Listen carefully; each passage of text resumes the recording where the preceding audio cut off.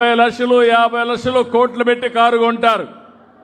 మీరందరూ ఆలోచిస్తారు, మీ కారులో మాత్రం చెత్త వేయరు, తీసి రోడ్డు మీద వేస్తారు. మీ ఇల్లుంది, మీ ఇంట్లో ఊడుస్తారు, ఊడ్చి ఎక్కడేస్తారు? మీ ఇంటి మీద రోడ్లో వేస్తారు.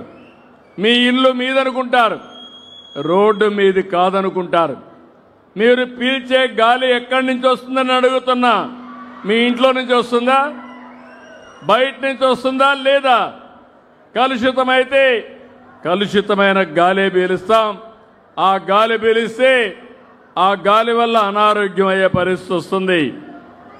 నాకొక వారసత్వం మీరు చూస్తే 123 మున్సిపాలిటీలు ఉన్నాయి. వీటిల్లో ప్రతిరోజు 9,000 వ్యర్థాలు, మొత్తం వేస్ట్ అంతా కూడా 9,000 మెట్రిక్ టన్నులు వస్తుంది. దీంట్లో తడి చెత్త 5,500 టన్నులు వస్తుంది. పొడి చెత్త 3,400 టన్నులు వస్తుంది. అయితే గడిచిన ప్రభుత్వం చెత్త మీద పన్నేశారు కానీ 86 లక్షల మెట్రిక్ టన్నులు చెత్తంతా రోడ్డు మీద పెట్టి వెళ్ళిపోయారు. అవన్నీ క్లీన్ చేపిస్తున్నా. ఇప్పటికి చాలా వరకు క్లీన్ అయింది. నేను మొన్న మా నారాయణ గారికి ఒకటే చెప్పాను, అక్టోబర్ 2వ తారీఖుకి ఎక్కడైతే లెగసీ చెత్త ఉందో, వారసత్వపు చెత్త ఉందో దాన్ని తీసే బాధ్యత తప్పచెప్పాను. రాత్రింబగళ్ళు పనిచేస్తున్నారు. అయితే మళ్ళా ఒక 20-30 లక్షల మెట్రిక్ టన్నులు వచ్చింది. అక్టోబర్ 2వ తారీఖుకి 85 లక్షల మెట్రిక్ టన్నులు ఖాళీ చేయించే బాధ్యత, పూర్తి చేసే బాధ్యత ఈ ప్రభుత్వం తీసుకుంటాం. ఇటీవల వచ్చిన 20 లక్షల చెత్త కూడా డిసెంబర్కు పూర్తి చేసి ఈ రాష్ట్రంలో ఎక్కడ కూడా రోడ్డు మీద కానీ డంప్ యార్డ్లో కానీ చెత్త లేకుండా చేసే బాధ్యత మాదని మీ అందరికీ హామీ ఇస్తున్నా. ఈరోజు దీనికోసం 2,000 విద్యుత్ వాహనాలు పెట్టాం. అక్టోబర్ 2 కంతా ఇస్తాం.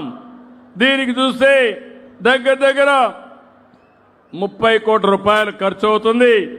ఆ డబ్బులు కూడా ఇస్తున్నాం. ఇది కాకుండా డోర్ టు డోర్ కలెక్షన్ ఒకప్పుడు 34% ఉంది, దాన్ని ఇప్పుడు 68% తీసుకెళ్ళాం.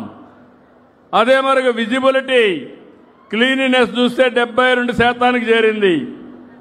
వేస్ట్ ప్రాసెసింగ్ 34 నుంచి 63% తీసుకెళ్ళాం. నేను ఒకటే మిమ్మల్ని అందరినీ కోరుతున్నాను, ఈ సందర్భంగా రాష్ట్రంలో ఇంటింటి దగ్గర చెత్త కలెక్ట్ చేసే పనికి శ్రీకారం చుడతాం. ఎక్కడా చెత్త లేకుండా చేసే బాధ్యత ఈ ప్రభుత్వానిదని మరొక్కసారి మీ అందరికీ విజ్ఞప్తి చేస్తున్నా.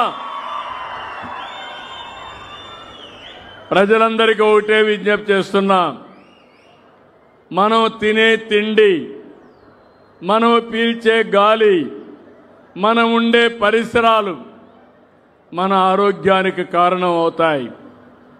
ఈరోజు మన పరిసరాలు బాగలేకుండా మురుగునీరుంటే ఆ మురుగునీరులో ఎక్కడ చూసినా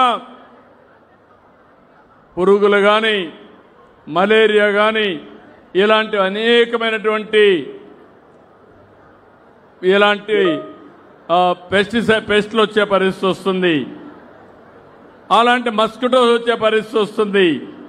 దీనివల్ల ఒక్కొక్కసారి మీరు చూస్తే మలేరియా కోసం దగ్గర నేను చాలాసార్లు చూశాను.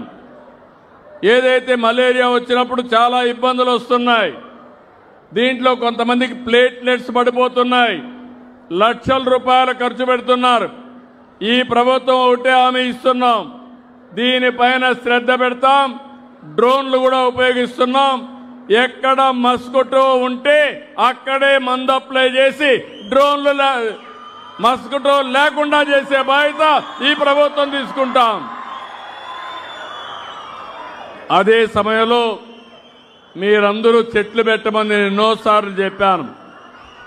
ఈ రాష్ట్రంలో 29% గ్రీన్ కవర్ ఉంది. నేను ఇక్కడికి వచ్చాను. వచ్చే ముందు నేను కపిల్ తీర్థం వెళ్ళాను. కపిల్ తీర్థంలో 1 గంట కుంభవర్షం. ఇక్కడికి వస్తే ఒక్క చినుకు లేదు. కారణం ఏంటంటే అక్కడ చెట్లున్నాయి, ఇక్కడ చెట్లు లేవు.